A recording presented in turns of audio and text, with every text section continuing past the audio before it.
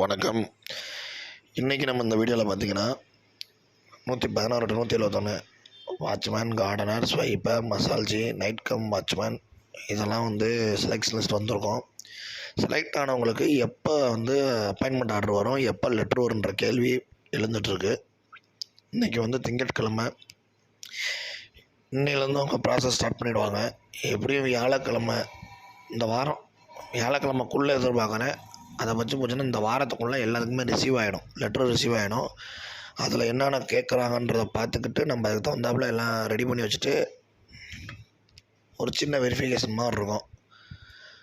அந்த வெரிஃபை முடிஞ்சோடனே நம்ம ஜாயின் பண்ணுற மாதிரி இருக்கும். இதுதான் ப்ரொசீஜரு. அதனால் இந்த வாரத்துக்குள்ளே எல்லாமே முடிஞ்சிடும். எப்படியும் உங்களுக்கு ஜூலை 10க்குள்ளே ஜாயின் பண்ணுற மாதிரி நீங்கள் 2 ஜாயின் பண்ணிடலாம். அப்படி தான் போய்ட்டுருக்குது. அதுக்கப்புறம் இந்த வெயிட்டிங் லிஸ்ட்டை பற்றி கேட்குறீங்க. வெயிட்டிங் லிஸ்ட்டு ஒரு அதிர்ஷ்டம் மாதிரி தான். அதனால் அது ஒரு பக்கம் வச்சுருந்துட்டு அடுத்து என்ன ஒர்க்கோ அதை நம்ம பார்க்கலாம். இந்த வேலை நம்மளுக்கு அமையணும்னு இருந்தால் கண்டிப்பாக அமையும். அதை யாராலையும் மாற்ற முடியாது. அதனால் வெயிட்டிங் லிஸ்ட்டில் உள்ளவங்க மனம் தளராமல், கஷ்டமாக தான் இருக்கும், அதை அந்த ஓரமாக வச்சுட்டு நம்ம நெக்ஸ்ட்டு என்னமோ அதை ஃபாலோ பண்ணிவிட்டு அது போயிருங்க.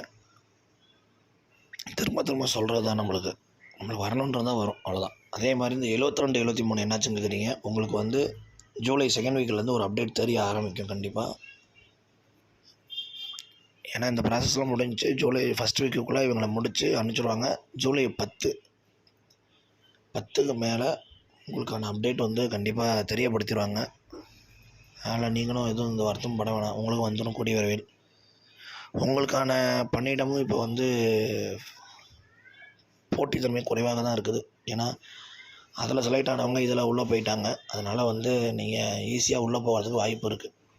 அதனால் நம்ம சேனலை சப்ஸ்கிரைப் பண்ணாதவங்க சப்ஸ்கிரைப் பண்ணி வச்சுக்கோங்க. ஆல்ன்ற பெல் ஐகானை அமைக்கிக்கோங்க. ஏதேனும் தகவல் தேவைப்பட்டால் கீழே கமெண்டில் கமெண்ட் பண்ணுங்கள். நன்றி, வணக்கம்.